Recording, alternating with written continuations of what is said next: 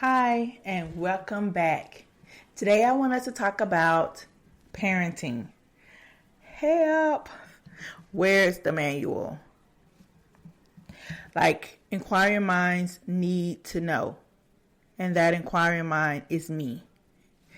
Hi, I'm Famika Griffin, and welcome to Being Intentional on Purpose, a space where we stop moving on autopilot and start choosing our steps with purpose, where we rediscover who we are without the titles and is able to feel seen, understood, and inspired to step boldly into who we are meant to be. While I don't have all the answers, I am fully committed to exploring them with you. So let's start being intentional on purpose together. So I want us to focus a little bit on it, right? Today we're talking about something I've been hunting for nearly 2 decades. The manual. You know the one, that secret leather-bound book my mom and my mother-in-law must be hiding somewhere. The one that explains exactly how to raise a perfect kid without losing your mind in the process. So listen, I see those parents out there who seem to have it all figured out. Like they have all the answers. Their children have transitioned to successful adults with ease. And I think, I need that manual, please. But here's the truth. We often forget there is no manual because we aren't raising robots. We are growing humans. And the one thing I like to say is none of us know what we're doing. Like we're really just trying to figure this thing called life out one step at a time. We are just trying to do our very best in the situation that God has put us in. And He has blessed us with these beautiful human beings. And they don't know what they're doing. And we don't know what we're doing. But we're trusting that everything that, that we decide to do or the decisions that we make are the best decisions that we could possibly be making in those moments, right? So if you feel like you're winging it today, take a breath. We all are. You're learning how to be a parent. To 5, 10, 15, whatever age your child is, you are learning how to be their parent at that exact same moment. They are learning how to be that age. That isn't failure. That's a partnership of grace. It is God's mercy over us and our children, allowing us to grow up together. So I want us to just take in that deep breath and realize we are not perfect. We're not going to get it right every single time. Our kids going to love us one day, hate us the next, need money from us the next, need a car ride the next, and then back to loving us on the next. We're going to go through all of the different emotions that our parents went through with us. So we can do this one step at a time and just being intentional about loving them and allowing us to give ourselves grace. So I have 4 children, but my 2 J's have been my greatest professors, especially our 3rd oldest. He forced my husband and I to throw out our old parenting scripts and just start fresh. So he was a preemie who came into this world testing boundaries. Testing boundaries from his first breath. He has the perfect name because when he was born, he was just shooting arrows at everyone. So when the doctor was like, "What is this child's name?" and I gave it, and he was like, "Yes, perfect name because he has the perfect aims." He has just been a survivor. He survived the NICU, and I viewed him, and I still do, as my miracle baby. And for the longest, I couldn't say no to him. I don't know why. It was just hard. Every time I would look at him, I would just see this little bitty tiny baby fighting for his life. And what type of mother would I be if I told him no? But he wasn't just a miracle. He was also a little boy who needed structure and guidance. And as a military child, home was a moving target for him. By the time he was a teenager, he had moved 7 different times. His testing wasn't just defiance, it was a search for an anchor in a life that was constantly shifting. To him, navigating that frustration was develop a technique that sounds simple, right? So we had to figure out how to help this baby, how to help him figure out how to navigate the world. He was just so angry and so frustrated. He didn't like challenges. He didn't like movement. So he didn't like change.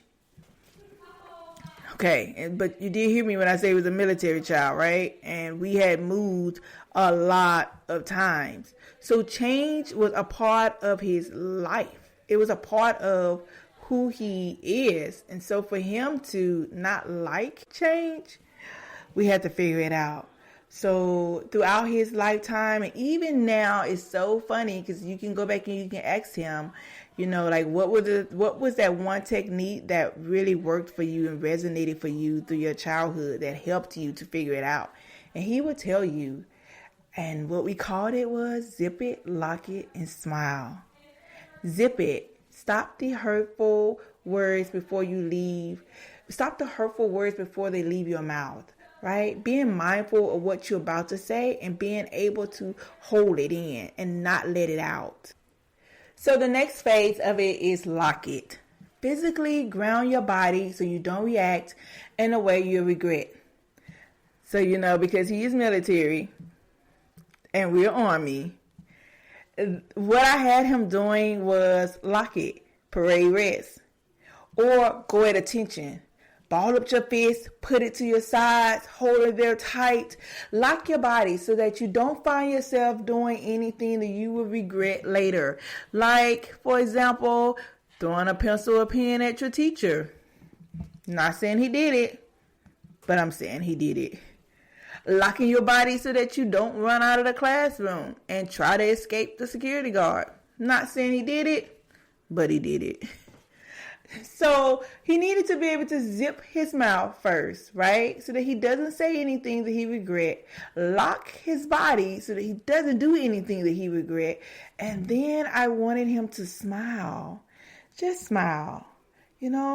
This was his favorite part too, because the way I said it for him was forcing a smile until the biology of that fake joy actually pushes the frustration out of his system. Now let's see if you catch on to that. I will tell him all the time that if you smile it away, fake it until you make it, sweetie. Hold it all in. Lock it in. Smile it away. And it worked for him. That was one of the techniques. Now, we've had many techniques throughout the years. I don't want to share them all. Maybe on another episode. But it helped him. And so what I learned from that is that I may not have gotten the manual from my mom and my mother-in-law. But what I did get from them was love, guidance, patience, structure, discipline. I got all of the things, all of the foundation that I needed to become a good mom.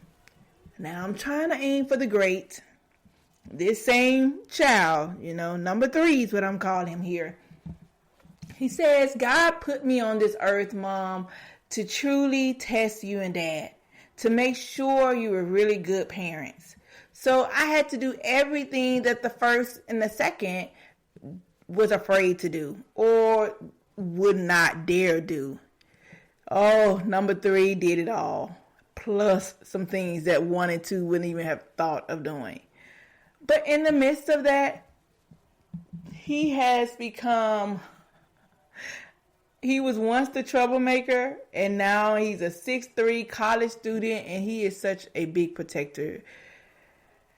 And I just feel that all of this happened because we chose to be his voice when the world tried to give him a label that didn't fit. Like growing up, they wanted to say he was such a bad child, he had some challenges and some disabilities issues, and it was just so many labels trying to get thrown at him, and we just refused. We saw what it was, and in that moment we knew that he needed a different type of guidance and structure than the number one and number two needed. So we had to regroup and had to change our parenting style so that it will fit him, right? So I'm just going to say that we have to be the voices of our children. We have to be able to listen to them, understand them, and know that they are just trying to figure out how to maneuver this thing called life. And with so many other elements coming at them, from, the peer pressure of other classmates to, having other siblings, and just life in itself is coming at them. And so for us as parents, we have to give them that safe space. We have to allow them to be able to voice their opinions. I tell my children all the time, it's not always about what you say, it's how you say it. So you have to be very tactful on your deliverance of a message, right? So that the person who's receiving it will receive it the way it was meant to be received. You just have to give yourself grace, mom and dad, because this thing called parenting is not easy. I still haven't found that manual. I'm coming to the realization that it doesn't exist, but we are writing our own story. We're writing our own manual on how we are parenting each child individually, their own separate way, because no child is the same, just like no parenting style is the same. I would tell you to do it one way, another mom or dad would tell you to do it another way. So you really have to figure out how to handle it and how to just give yourself grace, because you're not going to always get it right, and to know that you are trying your very best, and just love them.